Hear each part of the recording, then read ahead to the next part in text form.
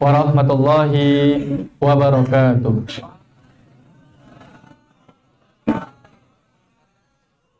Alhamdulillahilladzi wakafa, wassalatu wassalamu ala nabiyil mustafa wa ala alihi wa sahbihi wa man wafa.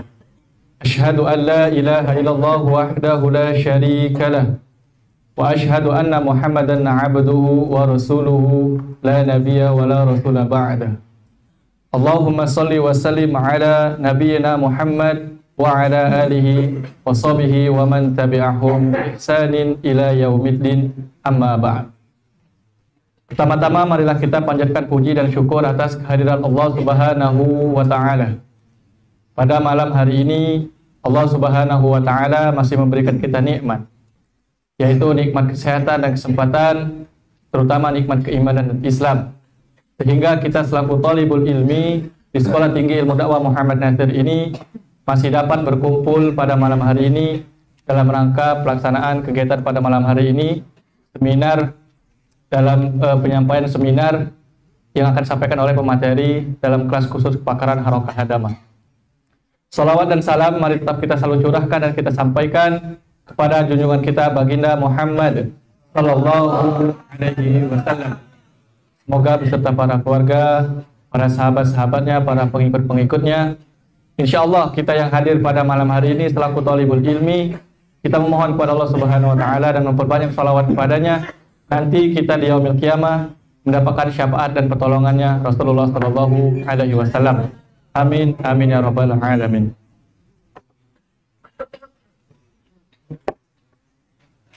Yang kami hormati Rektor Sekolah Tinggi Ilmu Dakwah Muhammad Natsir, Dr. Dwi Budiman Asiroji MPDI, serta staf dosen Sekolah Tinggi Ilmu Dakwah Muhammad Natsir, dan yang kami hormati juga Ketua Perpustakaan Sekolah Tinggi Ilmu Dakwah Muhammad Natsir, Ustadz Lukman Ma'sah MPDI, beserta Komunitas Kompus Sekolah Tinggi Ilmu Dakwah Muhammad Natsir, dan rekan-rekan sekalian yang hadir pada malam hari ini, baik yang secara offline maupun secara online.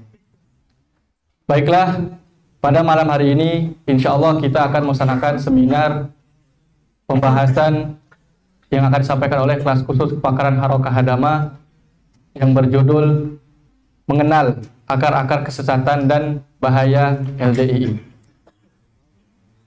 Bagi kawan-kawan, silakan disimak secara baik dan siapkan pulpen dan penanya. Insya Allah nanti apabila ada pertanyaan, silakan dipertanyakan kepada para pemateri untuk lebih jelas.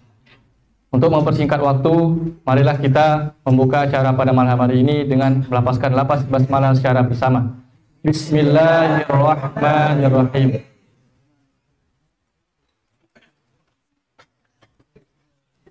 Selanjutnya akan disampaikan materi pertama, yaitu pada saudara Sukron Nurkholis, kelas semester 5 kelas kepakaran Harokah Hadamah. Pada beliau kami persilakan.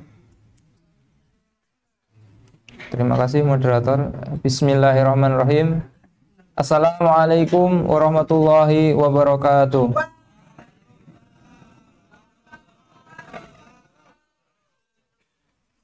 Alhamdulillahirabbil alamin, hamdan syakirin, hamdan na'imin, hamdan ni'ama wa yukafi'u mazidah.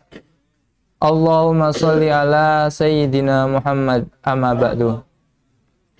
Pantas disyukuri ya. Emang sebelum kita memulai apapun, wajib kita bersyukur kepada Allah Subhanahu wa taala. Dan jangan main-main. Jadi ada orang bersyukur malah kalian amin amin, itu adabnya nggak ada, akhi. Jadi adab kita ketika bermajelis yaitu pertama bismillah dulu. Kemudian kita bersyukur kepada Allah Subhanahu wa taala, lalu sholawat kepada Nabi Muhammad sallallahu alaihi wasallam. Terima kasih untuk permulaannya. Nah, di sini sebenarnya tidak pas untuk bahwasanya saya ini langsung ngomong bahwa seminar ya, karena terus terang dalam diri saya pribadi emang masih banyak kekurangan. Bahkan dalam menyusun ini pun untuk memperdalamnya itu pun belum begitu dalam, dan kami juga baru masuk di kelas kepakaran Haroka Adama baru mungkin 1 bulan. Nah, langsung saja yang kita akan bahas yaitu mengenal akar-akar kesesatan. Nah, sebelum kita beranjak kepada materi atau pembahasan tentang akar-akar kesesatan, di dalam benak pikiran teman-teman, kira-kira yang mau dibahas di sini apa? Kesesatan. Apalagi setelah definisi kesesatan, apalagi nanti? Kok langsung sih ya? Kok bisa? Firqah, betul. Nah, di dalam membahas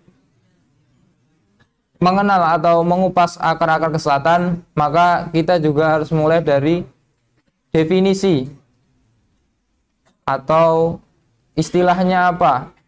Nah, sesat itu berasal dari bahasa Arab, yang kalau bahasa Arabnya yaitu dholal, yang menurut Quraisy Shihab, dholal itu berarti kehilangan jalan, bingung atau tidak mengetahui arah. Dari sini sudah bisa dicerna belum? Yaitu menurut Quraisy Shihab, bahwasanya sesat itu adalah kehilangan jalan, bingung, atau tidak mengetahui arah. Jadi model pembelajaran saya, atau mungkin saya berbicara mungkin seperti ini, jadi sedikit-sedikit tapi kita mengena di hati atau lekat di hati. Nah, menurut Quraisy Shihab juga bahwasanya sesat itu secara imaterial itu yaitu keluar dari jalan kebajikan atau lawan dari mendapat dari petunjuk. Kemudian menurut Ibnu Arafah, dholal menurut orang Arab yaitu berjalan di jalan yang bukan jalan yang dimaksud, yang artinya yaitu dia berjalan bukan pada maksud dan tujuan. Kemudian menurut Al-Qurtubi dan Al-Baghawi bahwasanya asal kata dari dholal sesat adalah al-halak, yaitu rusak, dan ghaib yang artinya tersembunyi. Dholal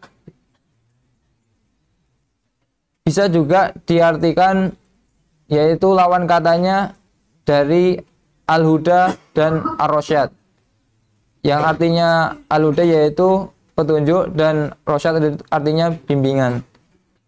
Dari sini bisa dapat kita ambil hikmahnya. Jadi setiap pembahasan berkaitan tentang sesuatu, maka kita harus mengetahui definisi yang akan kita mau bahas. Dan ini termasuk salah satu metode penulisan karya ilmiah. Nah, dalam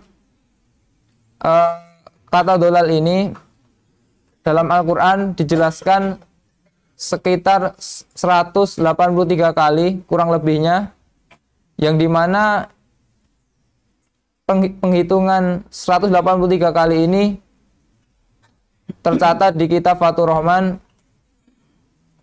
karangan Al-Hasani Al-Muqaddisi. Nah, dalam kata dholal ini dalam Al-Quran itu memiliki arti, atau dalam Al-Quran itu jelaskan bahwasanya banyak sekali kata-kata dholal sesat yang dia itu memiliki bentuk yang bermacam-macam, entah dholun atau dholin dan lain-lainnya, dholalan dan baidah dan lain-lainnya juga, yang dimana di dalam surat Al-Imran ayat 90 bisa dibuka kalau memang bawa Al-Quran. Al-Imran ayat 90. Di situ berbunyi innalladzina kafaru, sungguhnya orang-orang kafir, ba'da imanihim, setelah keimanan mereka, sumazdatu kufran la tuqbala taubatuhum, kemudian dia tambah kufur lagi, maka tidak akan diterima taubat mereka. Wa ulaika humul dhalun, dan mereka itulah orang-orang yang sesat. Jadi di dalam surat Al-Imran ini jelaskan orang sesat adalah orang yang mereka sudah diberikan petunjuk oleh Allah Subhanahu wa taala, kemudian dia itu kufur dan bertambah kekufurannya. Nah, di ayat lain kata sesat ini dalam bentuk dzalin, yaitu di surat Al-An'am ayat 77, yang di situ dijelaskan bahwasanya Nabi Ibrahim ketika dia mencari siapa Tuhan atau sembahan yang berhak disembah oleh manusia, dia melalui proses, sehingga ketika dia itu melihat bulan yang terbit, dia berkata, inilah Tuhanku. Tetapi ketika dia melihat terbenam, dia mengingkari bahwasanya bulan itu bukan Tuhannya. Dan Nabi Ibrahim berkata dalam surah Al-An'am ayat 77 ini, yaitu la illam yahdini rabbi la akunanna minal qaumidz zalimin. Dan seandainya jika Tuhanku tidak memberikan petunjuk, la akunanna minal qaumidz zalimin, yaitu maka aku akan menjadi orang-orang yang sesat, atau termasuk kaum yang sesat. Di sini dijelaskan bahwasanya jika seseorang itu tidak mendapat petunjuk, maka dia itu sesat.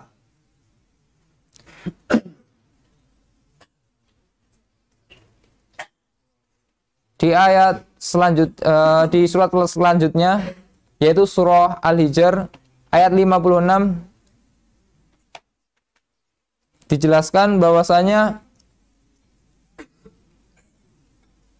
orang yang berputus asa dari rahmat Allah adalah termasuk orang-orang yang sesat.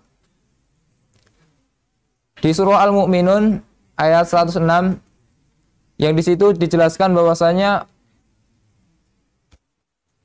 orang-orang kafir ketika dia sudah dimasukkan dalam neraka, mereka menyesali apa yang ia perbuat di dalam, atau apa yang dia perbuat di dunianya. Sehingga pada saat itu dia berbicara kepada Allah Subhanahu wa taala yang bunyinya qalu inna ghalabat alaina siqwatuna wa kunna minadz zalimin wa kunna minadz zalun, yang artinya di situ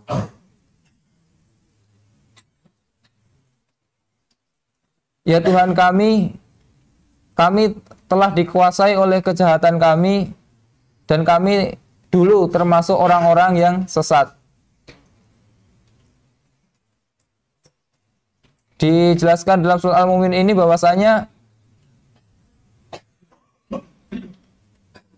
orang kafir pada hari kiamat itu mengakui bahwasanya perbuatan mereka di dunia itu adalah perbuatan yang sesat.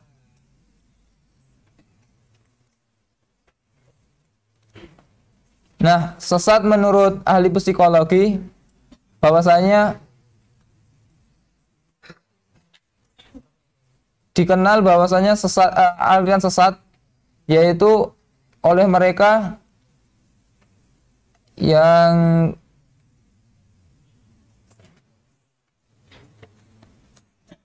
mereka sebut dengan NRM, yaitu New Religion Movement, yaitu merupakan aliran spiritual yang banyak menimbulkan masalah karena menyimpang dari agama induknya.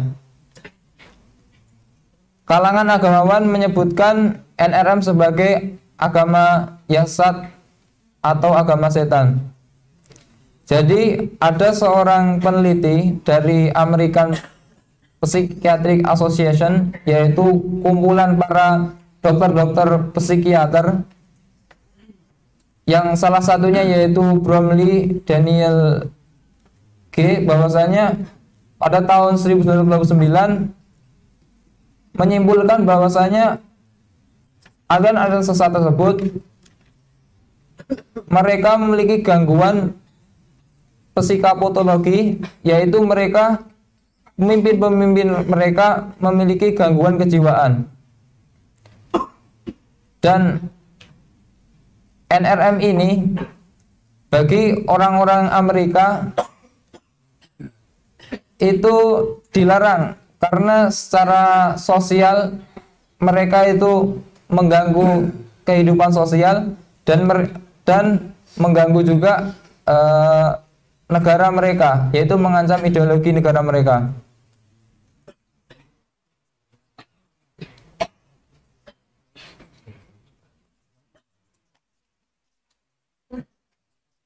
Nah, ciri-ciri sesat yaitu dia melakukan kesyirikan sebagaimana yang dijelaskan dalam surah An-Nisa ayat 116, yang di situ dijelaskan syirik adalah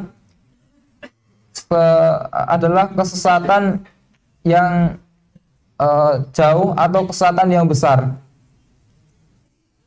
Kemudian selanjutnya yaitu ciri-ciri sesat adalah murtad sebagaimana dijelaskan surat Al-Imran ayat 90. Dijelaskan juga ciri sesat yaitu tidak mendapat petunjuk sebagaimana tadi surat Al-An'am ayat 77, yang dimana di tafsir menjelaskan bahwasanya orang-orang yang sesat adalah mereka orang yang tidak mendapatkan petunjuk. Dijelaskan di surah Al-Fatihah, ihdinas siratal mustaqim, bahwasanya kita disuruh oleh Allah Subhanahu wa taala untuk minta kepada Allah Subhanahu wa taala untuk meminta petunjuk.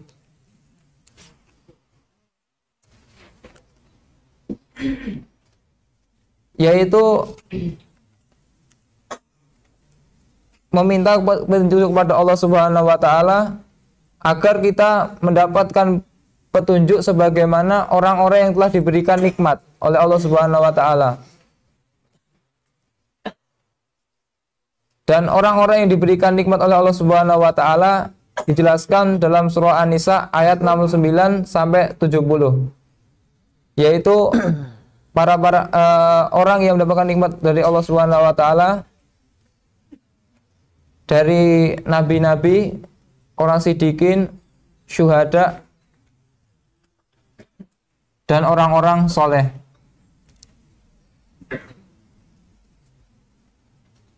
Kemudian awal muncul aliran-aliran sesat di agama Islam bermula dari munculnya aliran sesat yang muncul ketika setelah peristiwa Tafkim, yang dimana di situ muncul Khawarij, Syiah, kemudian Qadariyah, Mu'tazilah, Murji'ah. Dan ini saya ambil dari bukunya Ibnu Taimiyah yang berjudul Al-Furqan Bainal Haqqi wal Batil, yang di Indonesia telah diterjemahkan yang berjudul Membedah Firqah Sesat Syiah, Khawarij, Mu'tazilah, Murji'ah, Qadariyah, Sufiyah.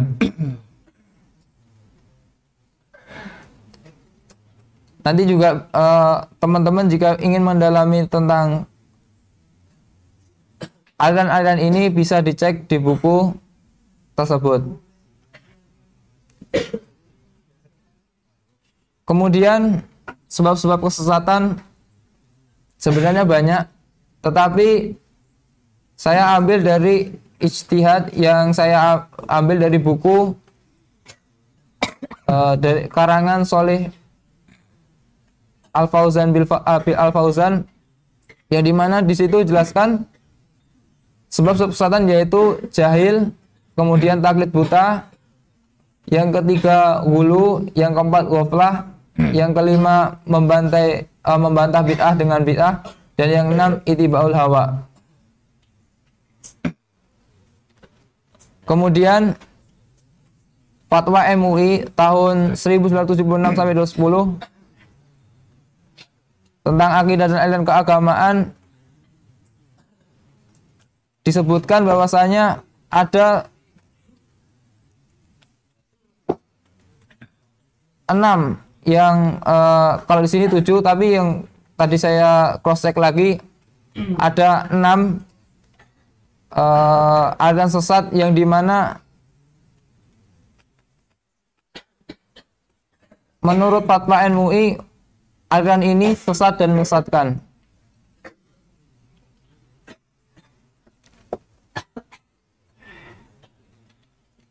Kemudian fatwa MUI tanggal 6 November 2007, suatu aliran dapat dikatakan sesat jika yang pertama dia mengingkari salah satu rukun iman, yang kedua meyakini atau mengikuti akidah yang tidak sesuai Al-Quran dan Sunnah, yang ketiga meyakini turunnya wahyu setelah Al-Quran, yang keempat mengingkari otentitas dan atau kebenaran isi Al-Quran, yang kelima melakukan penafsiran Al-Quran yang tidak berdasarkan kaidah-kaidah tafsir, yang keenam mengingkari kedudukan hadis Nabi SAW sebagai sumber ajaran Islam. Kemudian yang ketujuh yaitu menghina, melecehkan atau merendahkan para nabi dan rasul. Yang kedelapan mengingkari Nabi Muhammad SAW sebagai nabi dan rasul terakhir. Yang kesembilan merubah, menambah dan atau mengurangi pokok-pokok ibadah yang telah ditetapkan syariah. Dan yang terakhir yaitu mengkafirkan sama muslim tanpa dalil syar'i. Teman-teman bisa nanti mendalami tentang fatwa MUI ini di tulisannya Ustadz Anu Hamad, yang di buku beliau mengambil referensi dari bukunya Ustadz Amin Jamaluddin. Itu mungkin sedikit tentang mengenal akar-akar kesesatan. Tidak banyak dari saya, kemudian nanti bisa dilanjutkan oleh pemateri selanjutnya.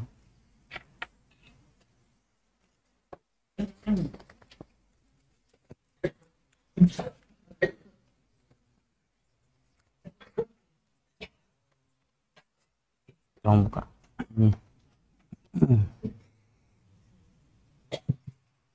Bismillahirrahmanirrahim. Assalamualaikum warahmatullahi wabarakatuh.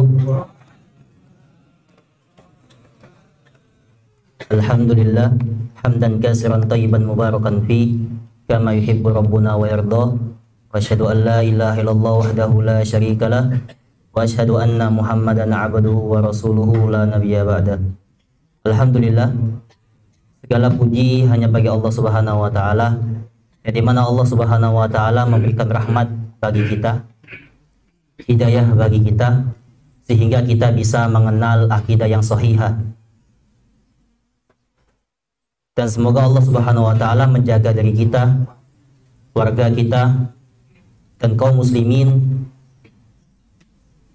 dari kesesatan-kesesatan atau dari aliran-aliran sempalan yang terjadi khususnya di negeri ini. Menurut survei yang diutarakan oleh Al-Ustadz Amin Jamaluddin rahimahullahu ta'ala, beliau adalah salah satu ahli kepakaran di bidang harokah hadamah yang diandalkan oleh Dewan Dakwah Islamiyah Indonesia, bahwasanya aliran sesat yang ada di negeri ini menurut Depak Palembang berjumlah 300 buah. Tetapi ini dinyatakan untuk seluruh agama. Tetapi untuk fatwa MUI aliran sesat yang terjadi di negeri ini, terkhususnya untuk agama kita ini, agama Islam, bahwasanya ada 30 buah aliran-aliran sempalan yang terjadi di negeri kita. Salah satunya ini, Islam Jamaah. Jadi mungkin teman-teman tidak asing, terkhusus teman-teman yang dari Jawa. Ada di sini teman-teman yang dari Kediri. Kediri ada. Karena awal munculnya itu berada di sana. Oke. Di sini kita akan membahas mengapa Islam Jamaah ini dinyatakan sesat atau akidahnya menyimpang dari Al-Quran dan As-Sunnah. Teman-teman sekalian, di sini saya akan memberikan alasan kenapa saya lebih mendalami tentang kesesatan ini, kesesatan Islam Jamaah. Yang pertama, dikarenakan ketika dulu saya hijrah di tahun 2015-an, itu saya dicap dengan nama Lemkari oleh masyarakat yang ada di kampung saya. Mengapa demikian? Karena tampilan mereka sama persis sama kita. Janggutan, terus celananya cingkrang, dan mereka mempunyai moto atau slogan kembali kepada kemurnian Islam, yaitu Al-Quran dan As-Sunnah yang berbentuk jamaah. Ini slogan mereka. Kira-kira ketika kita mendengar ini, kembali kepada kemurnian Islam melalui Al-Quran dan As-Sunnah yang berbentuk jamaah, kira-kira ada yang janggal nggak? Kalau secara zohirnya tidak ada yang janggal. Karena mengapa? Karena dia kembali kepada dua kitab ya yang diamanahkan oleh Rasulullah SAW, yaitu Kitabullah dan Sunnah Rasul. Dan yang kedua, alasan kenapa saya lebih memilih ini, Islam Jamaah ini, karena ada salah satu musyrif kalian, Ustadz Andi. Jadi dulunya beliau dicap masuk ke Dewan Dakwah ini dengan capan masuk ke LDII. Mengapa demikian? Karena singkatan LDII sama Dewan Dakwah Islamiyah itu hampir sama. Kalau LDII, Lembaga Dakwah Islam Indonesia, sedangkan DDII, Dewan Dakwah Islam Indonesia. Beda tipis? Ya, tipis. Makanya sekarang kita dilarang mengucapkan DDII. Langsung saja sebut dengan Dewan Dakwah Islamiyah.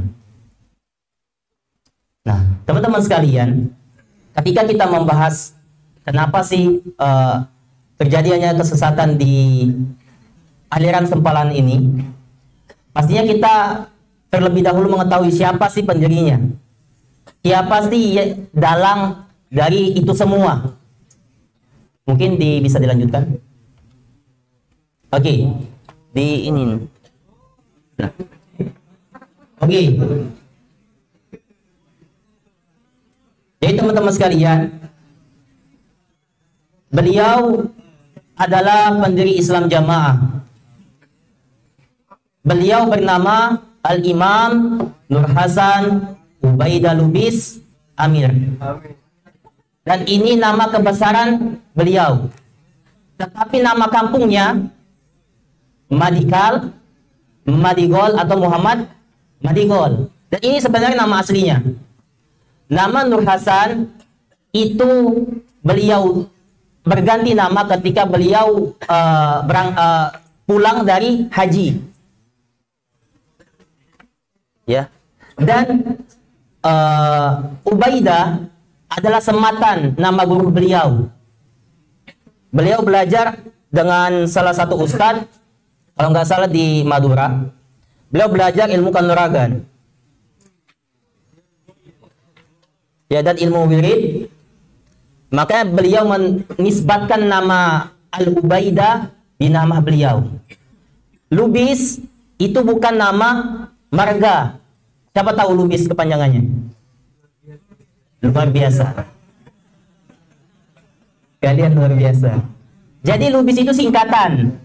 Jadi anak-anak muridnya yang menyematkan nama lubis itu kepada beliau.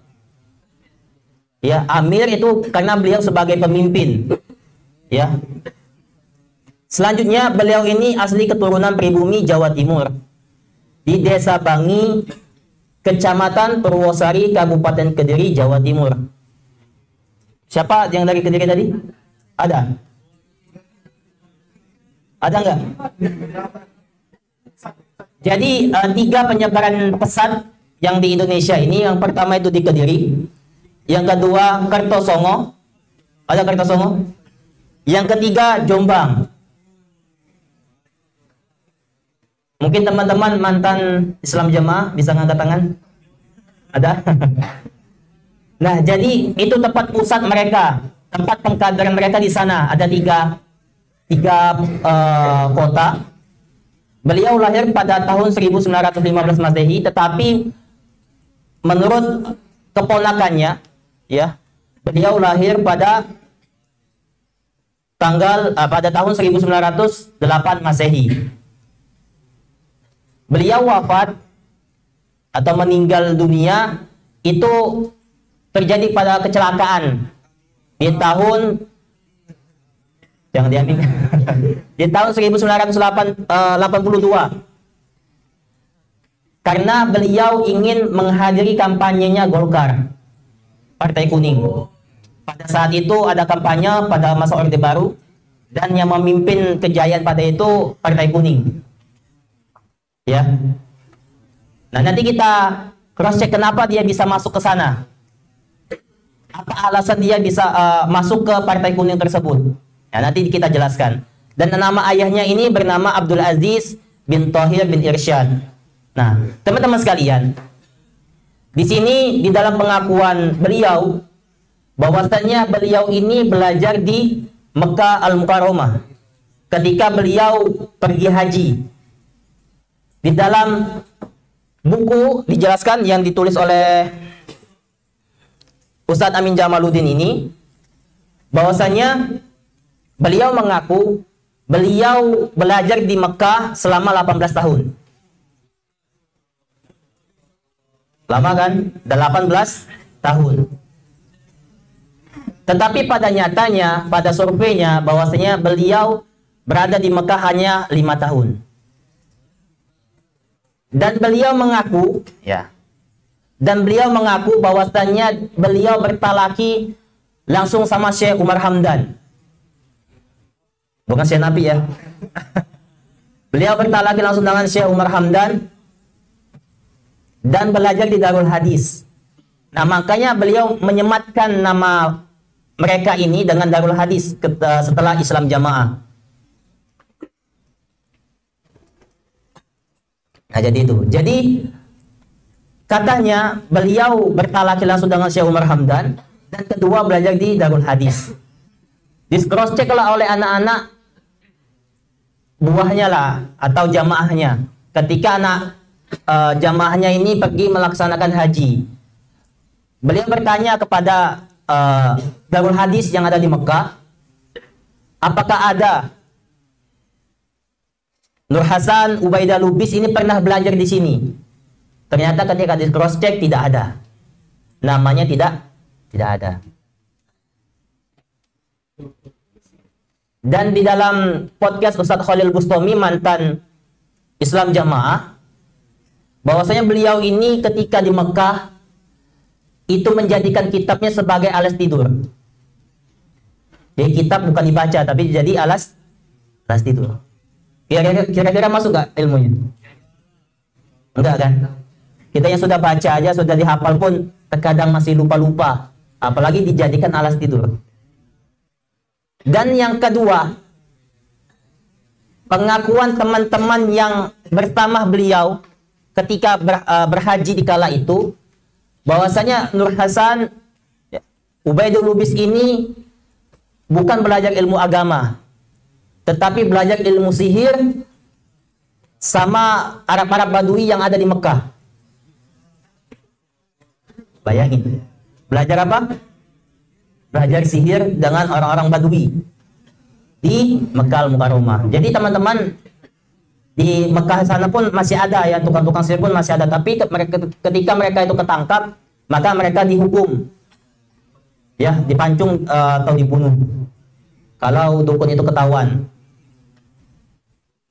Teman-teman sekalian, di sini kita akan bahas sejarah kenapa mereka ini berganti-ganti nama. Ya, pertamanya mereka menamakan diri mereka itu Islam Jamaah dan menisbatkan diri dengan tempat yang katanya mereka belajar, ya, pendirinya ini belajar, yaitu Darul Hadis. Dan ini didirikan pada tahun 1950 Masehi, 51 Masehi, dan resmi dilarang oleh pemerintah setempat di Kediri, bahwasanya mereka telah mengeluarkan fatwa-fatwa yang sesat atau aliran-aliran sesat, maka dia diresmikan dilarang dan diresmikan oleh Jaksa Agung pada tanggal 29 Oktober 1971. Berubahlah nama mereka agar nama mereka yang lama buruk itu tidak ketahuan lagi, maka mereka berubah nama menjadi Lemkari. Dan ini yang lebih biasanya dikenal oleh masyarakat kita. Lemkari apa kepanjangannya? Yang pertama, jadi Lemkari ini ada dua singkatan. Yang pertama, Lemkari ini singkatan dari Lembaga Karyawan Islam. Dan berubah nama pada tanggal 13 Januari 1972, tetap Lembaga Karyawan ditambahi dakwah Islam. Tetapi tetap disingkat dengan Lemkari. Dan mereka tertarik berdakwah di ibu kota.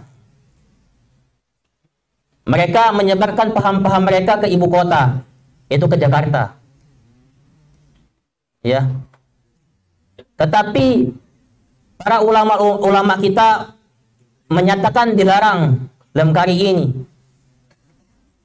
Tetapi mereka ini meminta perlindungan.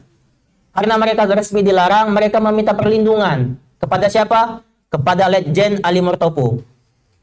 Yang dimana Letjen ini anti sekali sama Islam. Coba teman-teman pikirkan. Mereka ini mengakunya Islam, tetapi meminta perlindungan kepada orang yang anti-Islam. Dan mereka berafiliasi ke Partai Kuning. Nah, di sini saya ketika 2 minggu kemarin, ketika bertalaki sama Ustadz Teten Romli Komarudin, hafizahullah ta'ala, saya bertanya ketika sudah menyampaikan sebuah materi kemarin, Ustadz, kenapa kita tahu nih bahwasanya penyebab-penyebab ini melalui akar-akar kesesatan ini yang tadi dijelaskan? Kenapa sampai saat ini aliran-aliran tersebut itu masih ada? Dan aliran-aliran tersebut kenapa tidak hilang di negeri kita ini? Apa jawaban beliau? Bahwasanya semua itu ada kepentingan.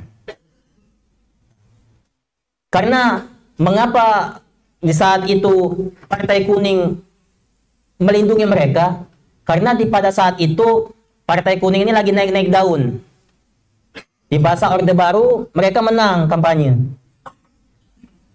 Dan sayang kan kalau anggota Jamaah Lemkari ini hilang begitu saja, maka ditariklah masuk ke Partai Kuning.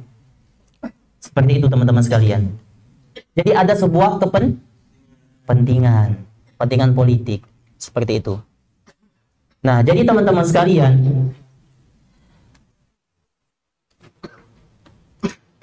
pada tahun 1990 diadakanlah kongres atau muktamarnya. Jadi Lemkari ini berubah nama menjadi LDI. Nah, teman-teman sekalian, di fatwa-fatwa MUI ataupun fatwa-fatwa Muhammadiyah pun sekalipun pernah saya baca di suatu blogspot, bahwasanya LDI ini telah berlepas diri dengan Islam Jamaah. Mereka sudah berparadigma baru tidak seperti yang dilakukan oleh Islam Jamaah atau Lemkari. Tetapi nyatanya mereka masih menganut atau menerapkan sistem-sistem yang ada di Islam Jamaah. Dan itu diteliti oleh ustadz-ustadz kita. Salah satunya Ustadz Amin Jamluddin rahimahullahu ta'ala. Dan ini beliau mengungkap kesesatan-kesesatannya di buku ini. Nanti bisa dibaca. Jadi teman-teman sekalian, nanti kita jelaskan apa saja sih yang menjadikan mereka ini difatwakan sesat oleh para ulama. Selanjutnya, ini. Nah, ini tokoh-tokohnya teman-teman. Tokoh-tokoh pendiri Islam Jamaah. Yang pertama Haji Nur Hasan Ubaidah Lubis, itu sebagai pendirinya. Yang kedua Abdul Dhohir, itu anak Nur Hasan. Nah, jadi Abdul Dhohir ini ketika bapaknya meninggal dunia kayak mendadak. Karena seluruh harta bapaknya jatuh pada tangannya. Nanti kita sebutkan mengapa bisa kaya raya. Nanti kita jelaskan. Jadi teman-teman sekalian, selanjutnya Haji Sanusi, adik kandung Nur Hasan Ubaidah. Yang keempat yang saya sebutkan tadi, Legend Ali Murtopo sebagai wakil bakin dan staf Opsus Operasi Khusus Presiden Soeharto. Rudini, mantan Menteri Dalam Negeri, dan Haji Nur Asnawi, saudara iparnya. Nah, jadi teman-teman, ketika kita melihat rumah-rumah orang-orang tarekat, orang-orang sufi, maka bakal kita lihat foto-foto Syekh Abdul Qadir Jailani. Nah, ketika kita melihat orang-orang LDI, maka kita akan menjumpakan dua foto. Yang pertama itu foto Nur Hasan itu sendiri, yang kedua Haji Nur Asnawi. Jadi berdampingan kayak foto presiden. Ya, dimuliakan mereka berdua ini. Nah, tetapi ada salah satu murid beliau bertanya kepada Haji Nur Asnawi ini, apakah benar si Abah ini, ya maksudnya Haji Nur Hasan Ubaidul Lubis, apakah benar Abah ini benar-benar belajar di Mekah sana? Apa jawaban beliau? Nih, orang Jawa coba baca.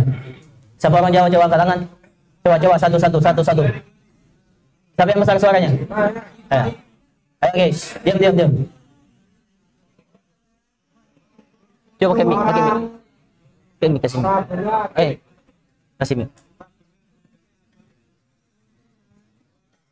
Jangan orang tenan Oke. Orang benar, makanya yang paling orang tidak ikut, jarang ngajini akeh, betulane. Jarang ngajini akeh, betulane. Coba artikan, terjemahkan satu persatu. Tidak benar, karena Bapak di sana jalan nasi liwet. Terus?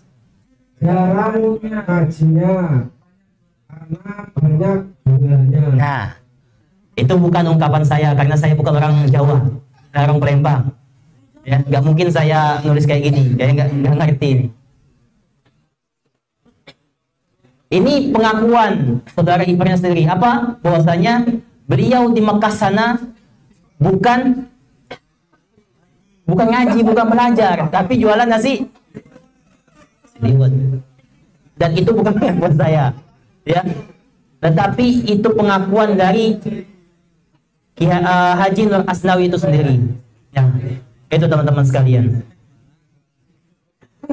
Nah, selanjutnya, yang ini yang saya bakal perincikan metode dakwah yang diusungkan oleh Islam Jamaah itu sendiri. Yang pertama berdakwah bil lisan, itu sudah kita kenal kan. Selanjutnya dakwah bil hal. Apa dakwah bil hal? Perbuatan. Yang ketiga berdakwah bis siasah. Apa bis siasah? Dengan teknik lah, dengan politiknya. Nah, mereka mempunyai slogan. Berdakwah bis siasahnya ada slogan, namanya Fatona, Itona, Budi Luhur.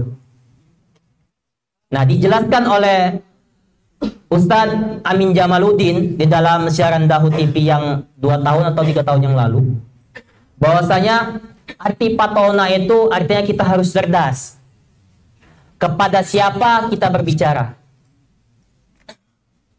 Anda ini orang Islam jamaah bukan? Maka ketika Anda orang Islam jamaah, maka kita membahas tentang Islam jamaah itu sendiri. Tetapi jikalau Anda bukan orang Islam jamaah, di luar Islam jamaah, maka kita tidak boleh menyinggung atau membahas tentang Islam jamaah. Kita harus cerdas. Makanya mereka mengatakan bahwasanya kami ini sudah berparadigma baru, berlepas diri dari Islam jamaah itu sendiri. Orang LDI mengaku seperti itu. Jadi kita ini harus cerdas. Makanya mereka tidak mau ngaku. Makanya Ustadz Amin Jamaluddin itu sangat keras sekali kepada aliran ini.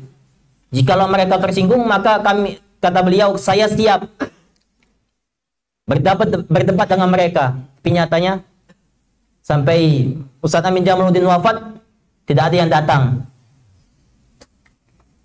Yang kedua, kemarin Ustadz Agus mengaji di Al-Furqon, bahwasanya ada orang yang mengaku anggota LDI itu sendiri, mereka tersinggung karena Ustadz Agus ini seperti saya yang dibilang bahwasanya LDI itu masih berpahamkan Islam jamaah.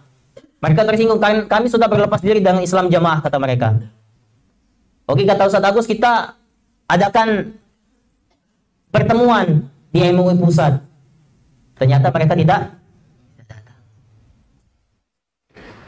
Jadi patona bitona budi luhur. Jadi bitona ini lain di hati, lain di mulut. Jadi ini salah satu takiyah orang-orang Islam jamaah ini. Budi luhur artinya berbuat baik. Berbuat baik, makanya mereka ada mengadakan penggalangan dana dan lain sebagainya. Mereka berbuat baik agar kejahatan-kejahatan atau kesesatan-kesesatan mereka itu tertutupi. Ya. Nah, ini kita bakal bahas apa sih yang menjadikan penyebab mereka itu dinyatakan keluar dari akidah Ahlussunnah wal Jamaah. Nih, pokok-pokok ajarannya atau doktrin-doktrin menyesatkan dan di luar nalar akal sehat manusia. Nah, nanti saya jelaskan, pasti kalian bakal ketawa. Yang pertama, ini yang dijelaskan oleh Ustadz Teten, bahwasanya mereka adalah firqah Khawarij gaya baru. Mengapa demikian? Karena mereka biasa takfir. Apa takfir? Mengkafirkan orang yang di luar mereka. Makanya ketika teman-teman sholat di masjid mereka, maka pasti bisa dipastikan bekas Anda sholat di pel. Dicoba nanti ada yang pamflet itu, coba masuk ya, biar dibuktikan sendiri apakah benar di pel atau tidak. Ya, kedua, kita jadi kenapa mereka ketika kita sholat di tempat mereka itu kita langsung dipel? Karena mereka mengatakan innamal musyrikun najasun, bahwasanya orang-orang musyrik itu najis. Nah, dan kita ini orang-orang musyrik, sudah keluar dari Islam. Mereka mengatakan la islama illa bil jamaah. Tidak ada Islam kecuali dengan jamaah. Maksudnya jamaah mereka.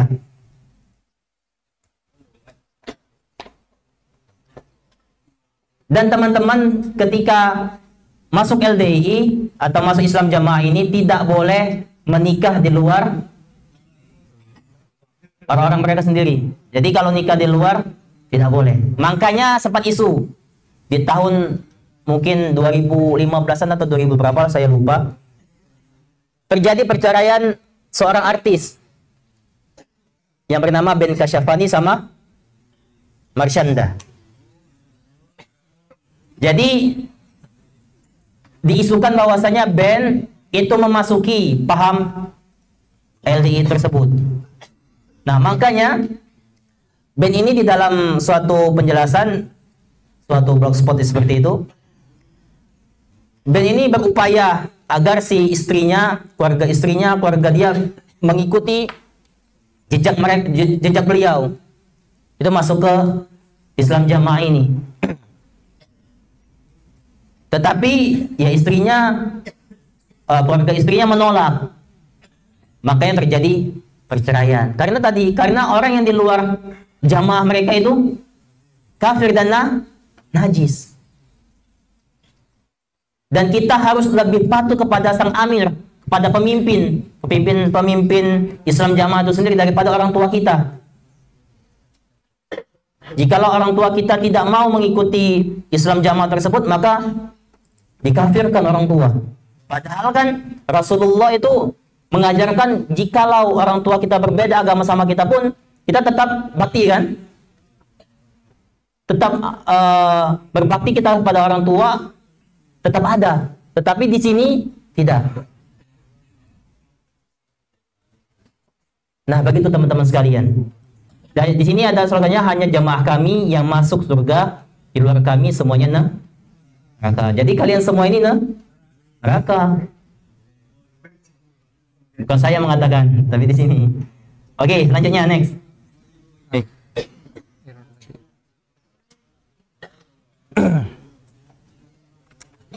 Bisa?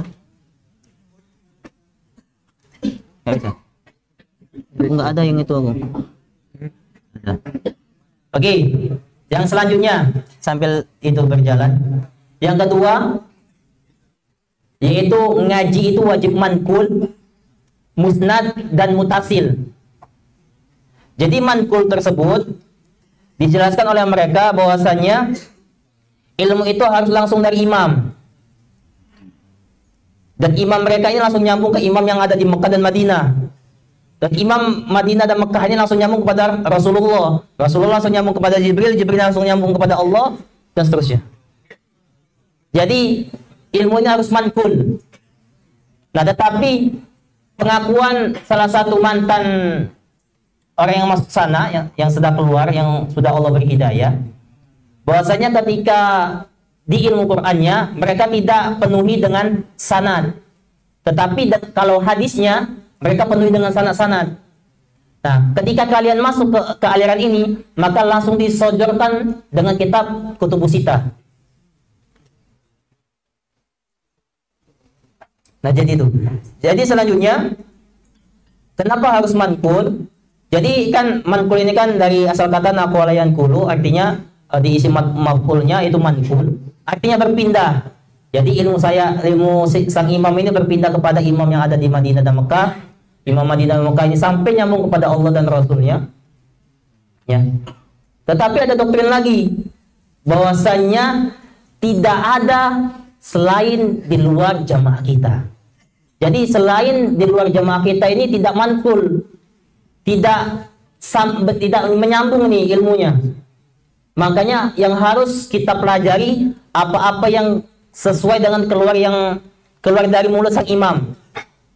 Seperti itu teman-teman.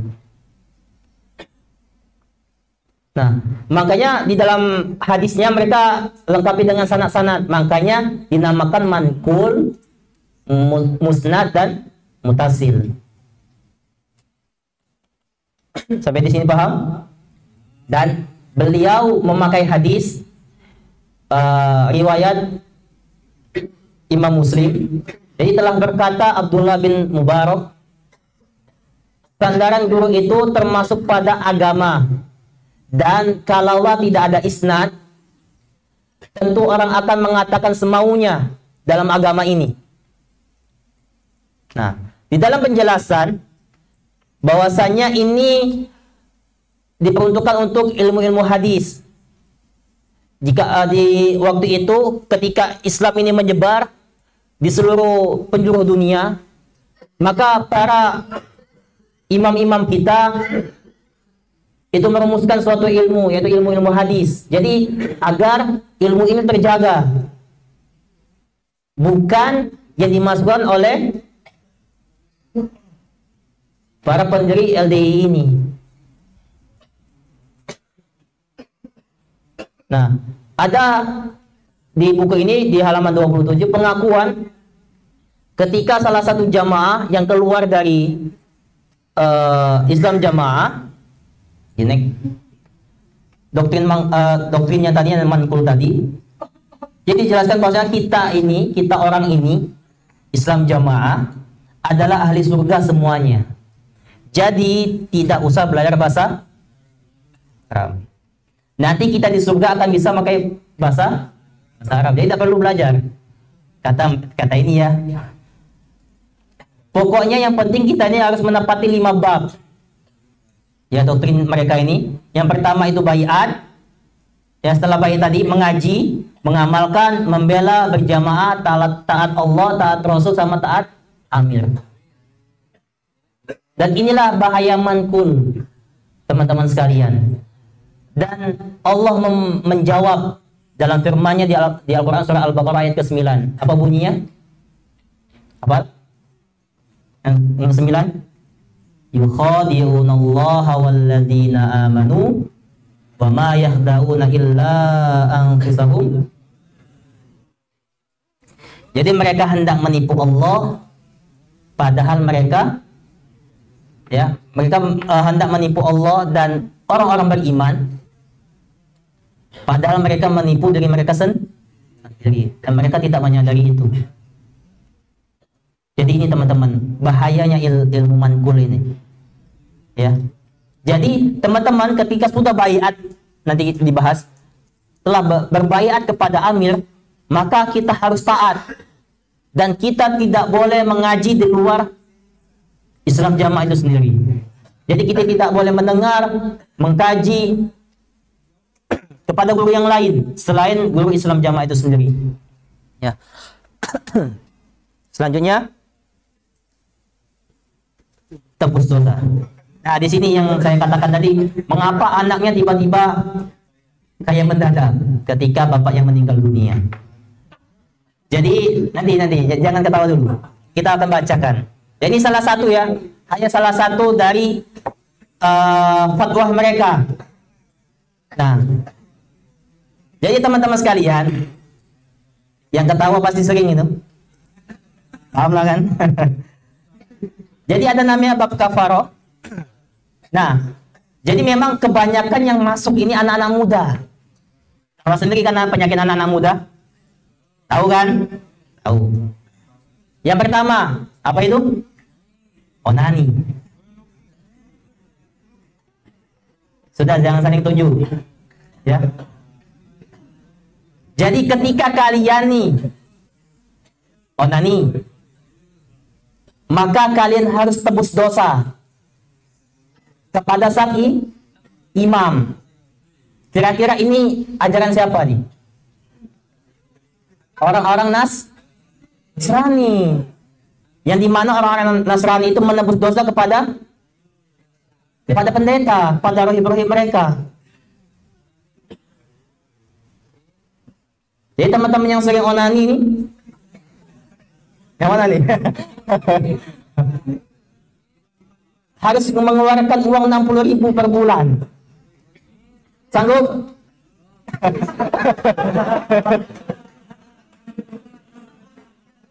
Sanggup? Oke. Jadi itu. Jadi kita harus menebus dosa. Makanya ketika ajaran ini sampai ke Jakarta, ya, bahwasanya yang banyak masuk yang mengikuti ajaran-ajaran ini, ya, yaitu para artis. Kenapa? Karena ada sistem tebus dosa. Kita tahu sendiri artis itu kan pekerjaannya, ya, tahu sendirilah. Maka dengan tebus dosa untuk mempermudah, maka yang tertarik banyak orang-orang di Jakarta itu ketika waktu itu dengan ajaran ini. Dan di dalam pengakuan buku ini pun oleh Ustaz Amin Jamaluddin, kita boleh mencuri harta orang yang di luar Islam jamaah. Di luar Islam jamaah hartanya halal, boleh dicuri. Nah, cuman satu, Ketika ketahuan, contohnya kita mencuri nih atau korupsi, ketahuan, yang dihukumi bukan mencurinya atau korupsinya, tapi yang dihukumi apa? Mengapa ketahuan?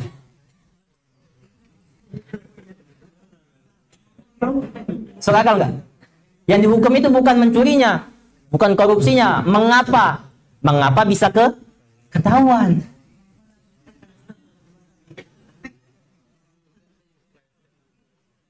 Pasti nggak? Mau masuk? Jadi itu teman-teman sekalian. Jadi ini yang saya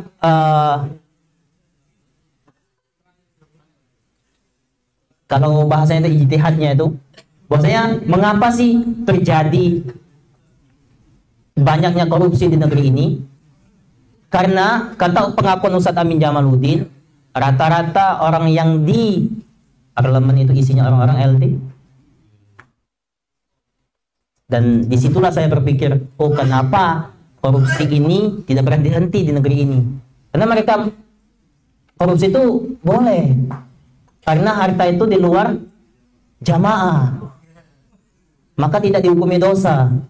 Yang dihukumi dosa itu mengapa Anda ketahuan.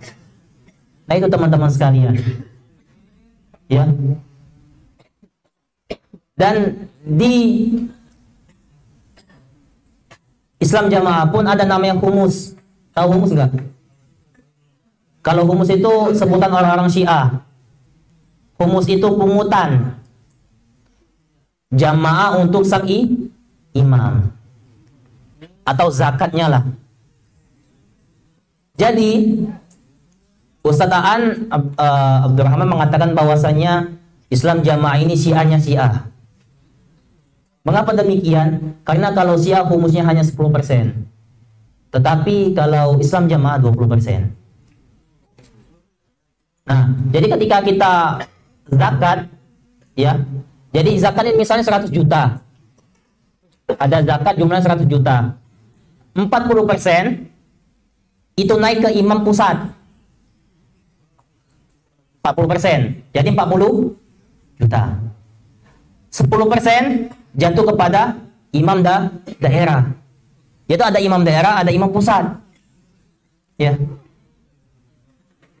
Dan sisanya baru dibagi-bagikan kepada amil. Tetapi dibagikannya pun bukan kepada orang yang di luar Islam jamaah, tetapi hanya internal mereka dibagikan. Nah, jadi teman-teman, ketika kita memasuki ajaran ini, ada pernyataan orang yang telah keluar. Jadi mereka ini ada, kalau ini nih ada bansernya. Jadi ketika kita mau keluar itu, bagaimana caranya kita tidak jadi keluar? Dia ancam, ditakut-takuti dan lain sebagainya. Itu pengakuan orang yang telah keluar. Jadi ketika kalian sudah masuk itu susah mau keluarnya, karena penuh dengan ancaman. Nah, ketika kalian sudah nikah sama sesama Islam jamaah, maka istri kita tidak boleh dibawa, harus diceraikan. Karena kita tadi telah kafir, sudah keluar dari jamaah. Nah, jadi itu teman-teman sekalian. Jadi saya pernah bertanya sama Ustadz Teten. Jadi untuk apa Ustadz kita ini belajar tentang kesesatan ini? Bukannya kita pelajari aja tentang akidah-akidah yang sahih aja, yang sahih aja. Apa jawaban beliau? Karena Dewan Dakwah Islamiyah ini, Allah yarham Bapak Muhammad Nasir, beliau ini fokus kepada dakwahnya ada dua.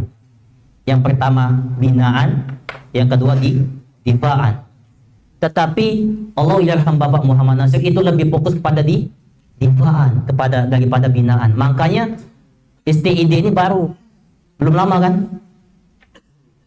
Baru tahun 90 diadakannya binaan ini. Makanya ada SD, ada TK, ada SMP, ini baru semua. Dulunya Allah yarham Bapak Muhammad Nasir itu lebih fokus kepada difaan atau pencegahan atau mengedukasi masyarakat ini tentang menjaga. Makanya kan slogan kita kan mengirim dai ke pedalaman untuk menjaga akidah umat. Karena banyak terjadi ajaran sempalan-sempalan ini terjadi kepada tempat-tempat yang minim ilmu gitu.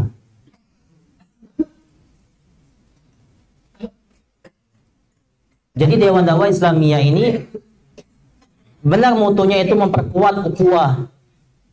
Tetapi mereka yang berpegang teguh kepada Al-Quran dan Sunnah. Jikalau mereka sesat, ya maka kita luruskan. Kita beritahu apa saja kesesatan-kesesatan mereka. Bukan dibiarkan. Toleransi itu dalam bidang fikih. Kalau akidah itu hak mutlak, teman-teman sekalian. Jikalau teman-teman nih, saya mengajak teman-teman sholat subuhnya 4 rakaat, kira-kira gimana?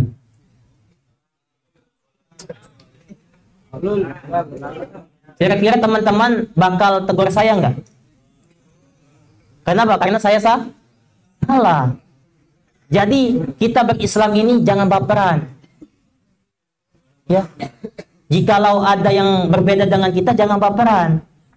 Ya kita buktikan sama-sama. Apakah yang kita terapkan ini ada nas Al-Quran dan Sunnah atau tidak. Sesuai dengan pemahaman para sahabat. Mengapa demikian? Karena para sahabat inilah yang tahu bagaimana isi Al-Quran dan Sunnah itu. Bukan menurut tafsiran kita sendiri. Itu salah besar teman-teman sekalian. Nah yang selanjutnya, yang terakhir, wajib imamah dan baiat. Jadi kita harus wajib berbaiat kepada sang imam. Ya. Mereka berdalilkan di Al-Quran surat Al-Isra ayat 71, yauma nada'u kulla unasim bi imamihim. Bahwasanya nanti di suatu hari nanti kita akan dikumpulkan bersama imam-imam. Nah, menurut tafsiran Haji Nur Hasan Ubaidah Lubis ini, bahwasanya nanti di hari kiamat ketika seseorang hamba itu tidak ada imamnya, di dunia itu tidak ada imam, tidak berbaik kepada imam, maka beliau akan masuk ke dalam nerakanya Allah Subhanahu wa taala karena tidak ada yang melindungi. Menurut pemahaman Haji Nur Hasan Ubaidah Lubis. Pada nyatanya kalau kita buka di dalam tafsiran Ibnu Katsir, Imam Qatadah dan Imam Mujahid mengatakan bahwasanya yang dimasukkan imam itu nabiyihim, bahwasanya para nabi. Menurut tafsiran Ibnu Abbas bahwasanya yang dimaksudkan itu kitab amal kita. Apakah kitab amal kita baik atau buruk? Itu yang dimaksud dengan imam yang di dalam Al-Quran surat Al-Isra ayat 71. Nah, mungkin itu yang bisa saya sampaikan. Jadi mungkin setelah ini ada sesi tanya jawab atau diskusi, atau teman-teman bisa menambahkan yang mungkin dekat rumahnya dekat atau pernah berteman kah atau berhubungan langsung kepada ini, mungkin bisa diungkapkan. Jadi kita sama-sama belajar. Mungkin itu yang bisa saya sampaikan. Akhirul kalam, saya serahkan kepada moderator.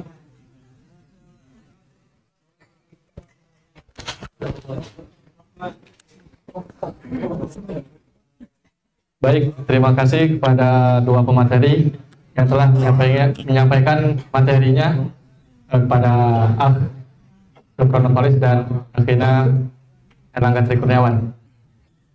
Telah menyampaikan materi dari pembahasan tentang akar-akar kesesatan dan bahaya LDI.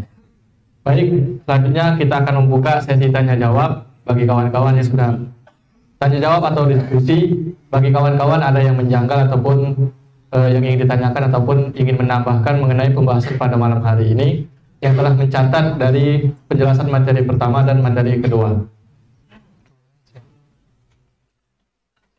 Kita buka dulu untuk bagi yang bertanya, itu 3 pertanyaan bagi kawan-kawan yang ingin bertanya. Silakan. Oke, 1. Slide. Oke, slide. Slide-nya buka. Yang mana? Slide yang mana? Poin yang pertama. Tentang akar-akar kesesatan ya. Ini mic-nya.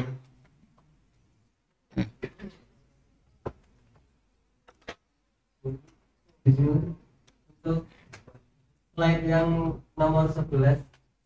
Silakan perkenalkan diri dulu dari kelas mana, lalu ke pertanyaan. Bisa Dewa, Siapa? Adil Bisa Dewa, Dari PIA. SKPIA 1. Untuk dijelaskan tentang ta'assub dulu dan setelah. Baik, ulangi apa tadi? Lebih dekatkan lagi mic-nya biar jelas suaranya. Untuk bisa dijelaskan tentang ta'assub Hah? dulu dan setelah. Dan mulai di slide ke-13.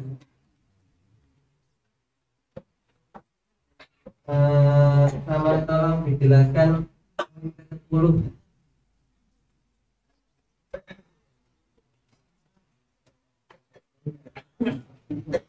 Slide ke-10. Mohon dijelaskan. Poin ke-10.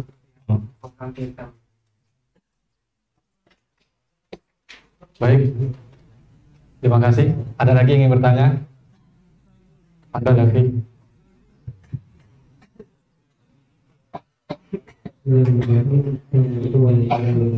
Waalaikumsalam warahmatullahi wabarakatuh.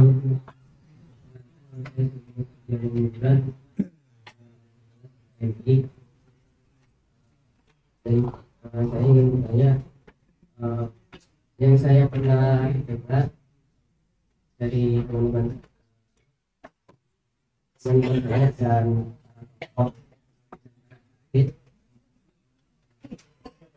antara aktif di terutama di Bali sih, yang saya pernah dengar dari kajian-kajian beliau, katanya pada ikutan orang MTI itu mereka mengincar orang yang ada di pedesaan dengan memberikan sebuah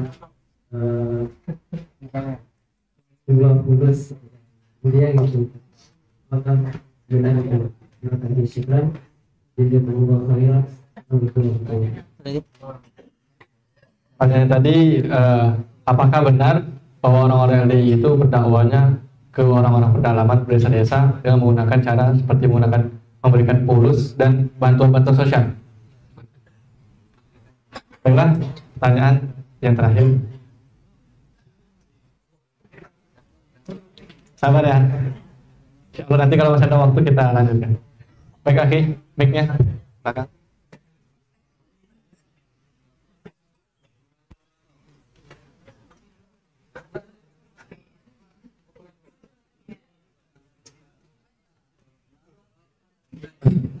Assalamualaikum warahmatullahi wabarakatuh. Waalaikumsalam warahmatullahi wabarakatuh. Saya perkenalkan dulu, nama saya Yogi Hadiri dari PPIB ya TKB. Jadi pertanyaannya, apakah aliran sesat yang tadi Islam Jamaah atau LDI itu bisa dibubarkan? Karena bagaimana gitu membubarkannya, sedangkan dilindungi oleh itu pemerintah gitu.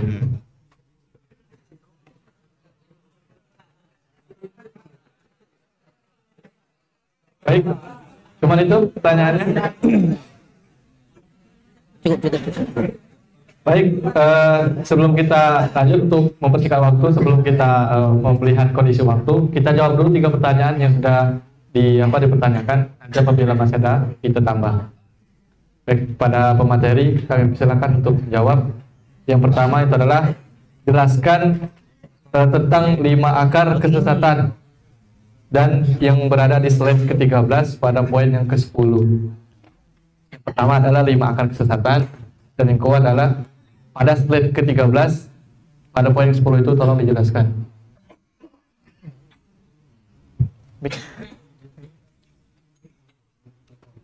Untuk pertanyaan yang pertama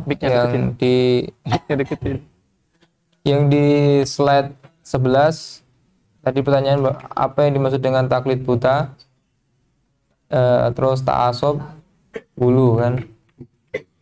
Nah, kalau taklid buta itu kita itu mengambil pendapat tetapi kita tidak menyelidiki kebenaran dari pendapat tersebut. Jadi semua perkataan misal ustadz kita ataupun orang yang kita percaya omongannya tanpa kita saring apakah itu benar atau tidak. Sedangkan ta'assub yaitu kita berbangga dengan golongan. Jadi kalau pendapat yang selain dari golongan tersebut kita tidak mengikutinya. Dan ta'assub ini walaupun dia tahu bahwasanya golongannya itu salah, tetapi tetap saja dia itu mengikuti dan melindunginya. Itu ta'assub. Sama, ta'assub sama asobiyah sama. Maksudnya sama. Sedangkan gulu, kalau dari diartikan ke dalam bahasa kita sendiri, bahasa Indonesia, yaitu ekstrim, yang artinya ekstrim. Kalau di KBBI jelaskan ekstrim itu paling tinggi, paling keras, atau sangat keras, sangat teguh, fanatik. Nah, itu ekstrim.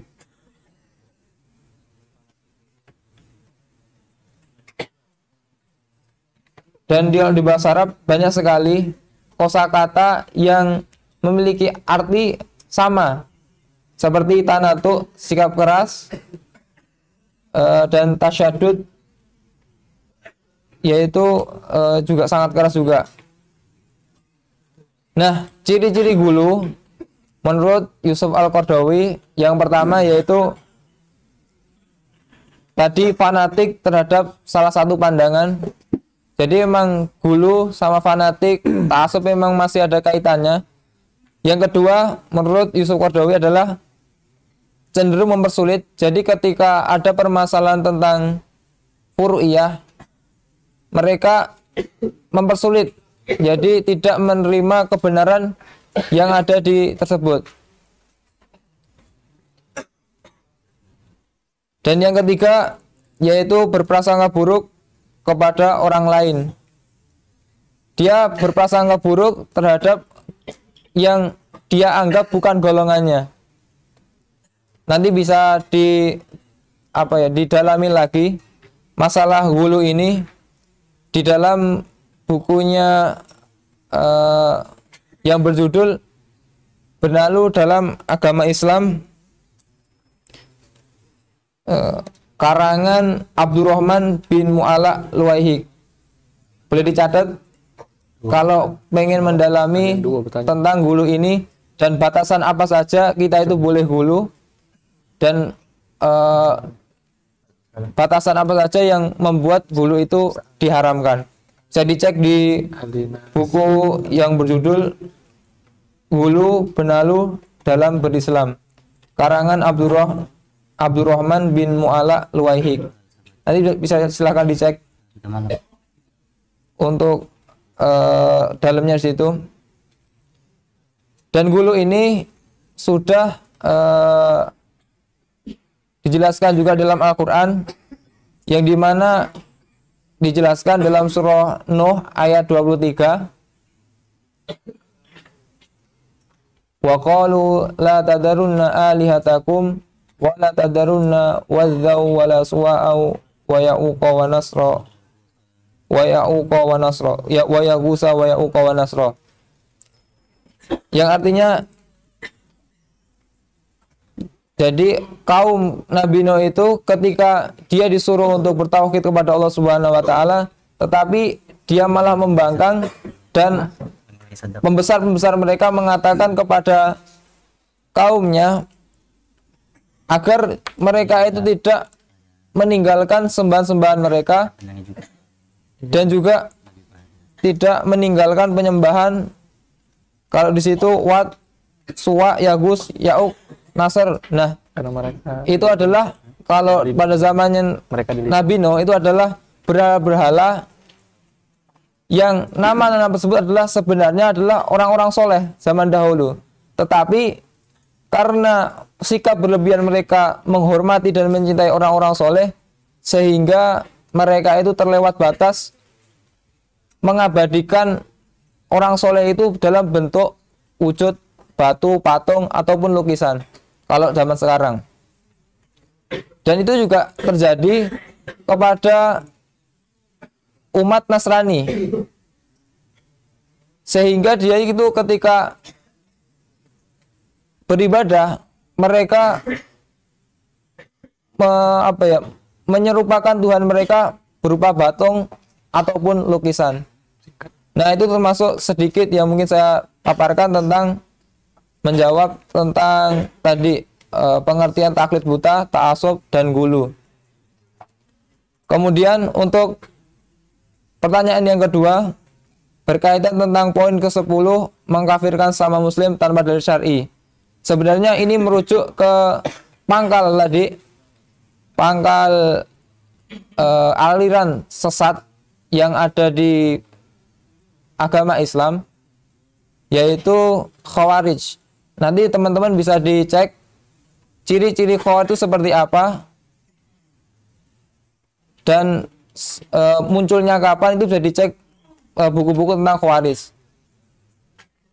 Nah, salah satu ciri Khawarij itu adalah mengkafirkan sama muslim tanpa dalil syar'i. Itu mungkin yang dapat saya jawab untuk dua pertanyaan tadi. Untuk pertanyaan selanjutnya saya kembalikan ke moderator. Baik, terima kasih kepada Akh Syukron yang telah menjawab. Semoga penanya bisa memahami dan mengerti. Apabila masih kurang paham, nanti bisa dijadikan PR untuk mencari lagi mengenai pertanyaan tersebut. Kita lanjutkan pertanyaan yang kedua tadi. Apakah benar bahwasanya LDI itu ketika berdakwah itu yang dituju adalah orang-orang pedalaman, orang-orang desa, dan mereka menggunakan metode dengan menggunakan bantuan sosial? Pada Saudara Erlangga, silakan. Bismillah. Jadi singkat aja. Jadi tadi kan sudah dijelaskan bahwasanya mereka itu ada takiyah. Takiyah mereka tadi yang fatona, bitona, budi luhur. Nah, salah satunya yang budi luhurnya itu. Jadi budi luhur itu artinya berbuat baik,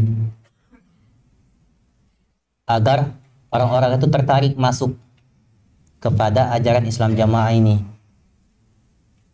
Seperti itu. Makanya mereka mengadakan ada bantuan-bantuan galangan dana atau menyebarkan bantuan, baik itu ke pedalaman atau ada yang waktu itu ke Palestina, ya kan, bantuan untuk Palestina dan lain sebagainya. Itu yang bisa saya jawab. Mungkin seperti itu pada penanya. Baik, untuk pertanyaan yang ketiga, apakah LDII bisa dibubarkan? Karena paham ini khususnya di Indonesia itu dilindungi oleh pemerintah. Seperti itu. Pada pemateri, silakan menjawab.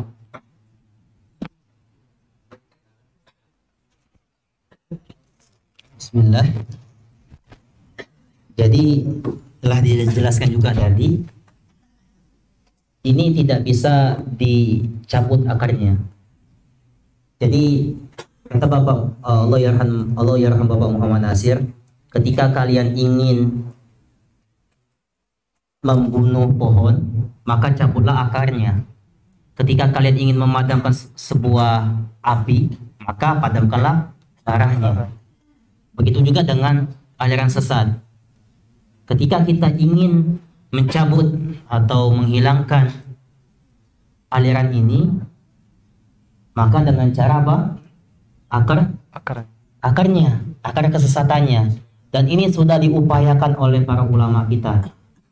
Salah satunya tadi Ustaz Amin Jamaluddin sudah berusaha, tetapi karena adanya apa tadi? Kepentingan, maka itu susah. Makanya kita untuk sekarang ini melindungi diri kita pribadi, kedua melindungi keluarga kita dan kaum muslimin. Ya, makanya diadakan namanya seminar-seminar seperti ini. Kita mengedukasi kepada masyarakat. Ya. Dan Islam Jamaah ini apapun namanya, baik Islam Jamaah, LMKI dan LDI itu, jadi mereka dilindungi sekarang oleh pemerintah. Kenapa tadi? Karena tadi sudah mengikatkan diri atau berafiliasi ke partai, maka dia dilindungi. Ya. Dan ini pun saya berbicara sebenarnya sedap-sedap dikit lah. Ya kan, kita tahu para ustaz-ustaz kita pun banyak yang ahli-ahli kepakaran itu kalau sendiri, ya. Jadi susah kalau sudah ada kepentingan, teman-teman sekalian. Makanya kita di sini mengedukasi agar diri kita terjaga, warga kita terjaga, ya. Bukan kita merasa yang paling benar, bukan. Karena kan kita di dalam Islam ini, dalam agama ini berlandaskan Al-Quran dan Sunnah dan pemahaman para sahabat, bukan pemahaman dari kita sendiri. Jadi kita ini cuma mengcopy paste dari yang atas, ya. Bukan membuat ajaran baru atau membuat ajaran baru. Mungkin itu yang bisa saya jawab. Baik, terima kasih kepada pemateri yang telah menjawab 3 pertanyaan dari teman-teman sekalian yang ada di sini. Mungkin satu lagi, apabila pemateri bisa menjawab, kita mengambil dari satu dari yang online, ya. Sudah jam. Cukup. Nah, mungkin pertanyaan ini bakal kita jadikan PR karena waktu sudah malam. Dan yang masih penasaran ataupun ada sebuah pertanyaan, maka silakan pesan para asatid untuk mengkaji, membuka buku-buku yang ada di perpus mengenai materi-materi yang ingin kita cari ataupun yang belum kita ketahui. Dan di perpus insya Allah banyak buku-buku pembahasan tentang apa yang kita bahas pada malam hari ini dan pembahasan yang lainnya berhubungan dengan akar-akar penyimpangan ataupun disebut dengan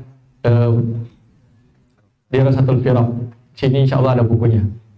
Baik, terima kasih pada kawan-kawan yang sudah hadir pada malam hari ini dan beberapa orang yang telah bertanya tadi.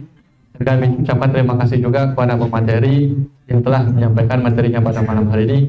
Allah, semoga bermanfaat bagi kita semua dan menjadi ladang pahala bagi pemateri yang telah menyampaikan dan menjadi ilmu bagi kita yang mendengarkan. Berhubung waktu sudah malam, dengan mempersingkat waktu, marilah kita mengucapkan pertemuan pada malam hari ini untuk mengakhirinya dengan melapaskan alhamdulillah dengan doa kafaratul majelis. Alhamdulillahirabbil alamin. Subhanakallahumma wa bihamdika asyhadu an la ilaha illa anta astaghfiruka wa atubu ilaik. Pemateri ucapkan assalamualaikum warahmatullahi wabarakatuh.